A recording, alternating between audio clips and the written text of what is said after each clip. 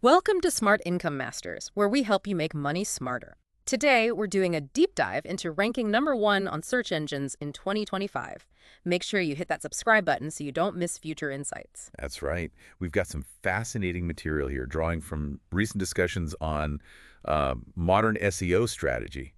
It's presented as a pretty clear system, actually. A system, not just random tips. I like that. It promises to go beyond sort of the old school SEO stuff, too. Exactly. It connects technical health, content, authority, the whole picture for visibility now. Okay, let's unpack this then. The source material kicks things off with a foundational step. A deep technical audit of your website. What's involved there? So the source points to using a specific kind of site audit tool. Think of it like a health check for your site. Right. It automatically flags critical issues, things like, broken pages, pages with really low word counts, duplicate titles, even site speed problems, stuff that can really hurt you. Okay, so it finds the problems, but finding them isn't fixing them, is it? No, but that's the key. The insights emphasize that a good tool doesn't just list errors. It gives you step-by-step instructions to fix them. And crucially, it prioritizes them Prioritizes how? based on which fixes will likely give you the biggest boost in traffic and rankings first. If search engines can't easily crawl or understand your site because of these hidden errors. Then even amazing content won't rank properly. Exactly. So this gives you a clear roadmap. Focus your effort where it counts most right from the start. It turns that technical stuff from a chore into like a strategic first move. That makes a lot of sense. Solid foundation first. But the material moves pretty quickly to the competition, doesn't it? It says SEO is also about them. Yeah, this is a big perspective shift in the source. It argues SEO in 2025 isn't just you versus Google. It's really a race against the other sites trying to rank for your keywords. A race against your rivals, so you need to know what they're doing. Absolutely. You need intel. The material suggests using tools to monitor their rankings, see who's linking to them, their new backlinks, and watch the new content they publish. So you can basically see what strategies are working for them right now. Precisely. It lets you kind of reverse engineer their success. You get real-time insights to move faster and smarter with your own strategy. It's about being agile. Okay, site audit done, competition watched. The next piece is keywords. The source talks about finding smart keywords. What makes a keyword smart here? The material focuses on two things: low SEO difficulty and high cost per click, or CPC. Low difficulty makes sense, easier to rank for, but high CPC. Isn't that for paid ads? Why care about that for organic SEO? That's a great question. The source connects it like this. A high CPC means businesses are willing to pay good money for clicks on that keyword. Because those clicks lead to sales or valuable action. Exactly. It signals strong commercial intent. Ugh. So if you find a keyword that's both easier to rank for and has that high CPC, You're targeting traffic that's much more likely to convert into revenue. bingo, you can potentially get top rankings more easily and attract really valuable visitors.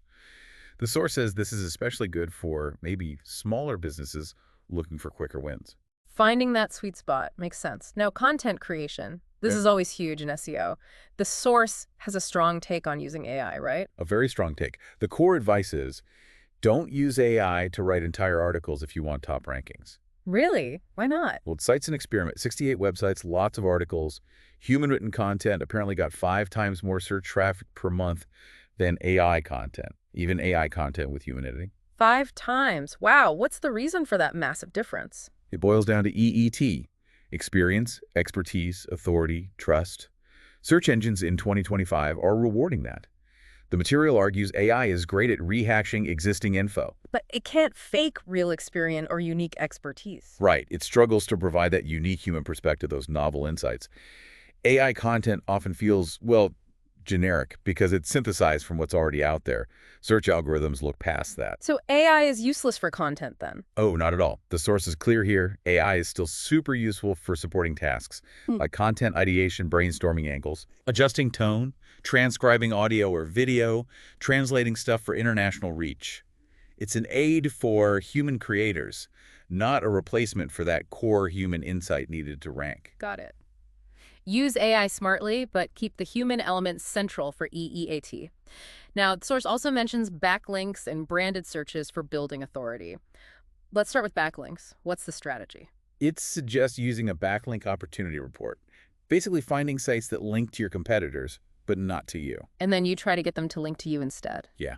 The logic is if a site links to, say, 3 or more of your competitors, they're obviously open to linking to content in your niche, right? Makes sense. They're not exclusive. So you find these sites, see what they link to, and then create something better. Yeah. Fresher stats, more detail, better experience. Then you do personalized outreach. Why wouldn't they link to superior content? Target the known linkers with better stuff. Okay. What about branded searches? The source calls this a major ranking factor. What are they? That's when people search directly for your company or brand name, like typing Smart Income Masters into Google, not just how to make money online. And Google sees that as a strong signal. A very strong signal. It shows brand recognition, authority, people are specifically looking for you. The source says this actually boosts your rankings across the board for your other keywords too. Interesting. So how do you get more people to search for your brand name? It connects back to overall brand building. The material quotes this stat. The average person interacts with a brand 11.1 times before buying in 2025. 11 times. Wow. Yeah. So you need to be present everywhere. Social media, email, maybe SMS, content. Go on omnichannel, building that familiarity and trust across many touch points. And it has people see your brand more. They're more likely to search for you directly.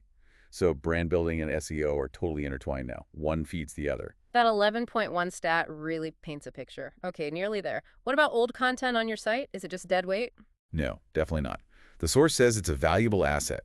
You should use content analytics, like Google Search Console data, to find posts where traffic is declining compared to last year. Why does traffic decline on old posts?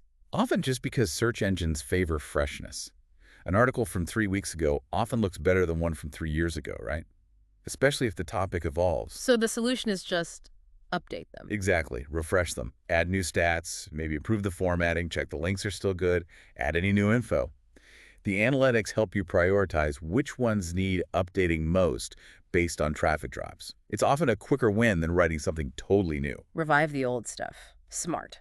Lastly, the source warns about a big structural mistake. What should people avoid? A major one is having multiple pages on your site covering the exact same topic. Keyword cannibalization, it's sometimes called. So like 2 different blog posts trying to rank for the same keyword. Yeah, or covering the identical subject. It confuses search engines.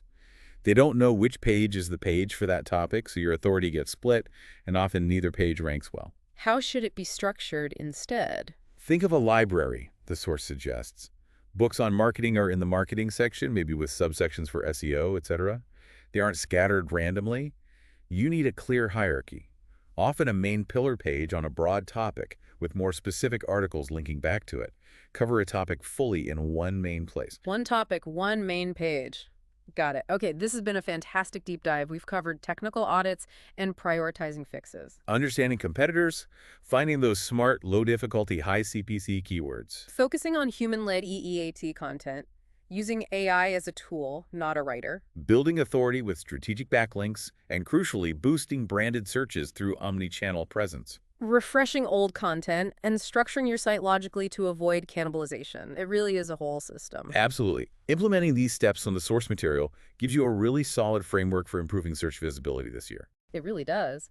And thinking about that 11.1 interactions stat and this idea of SEO being a race against competitors, here's something for you, the listener, to chew on. How does viewing SEO through that competitive brand-focused lens change how you approach it compared to just optimizing for an algorithm? Does it make you think bigger picture? A great question to consider as you apply these strategies. Definitely food for thought. We hope this gave you clear, actionable steps. Don't forget to subscribe to Smart Income Masters for more deep dives like this. We'll see you next time.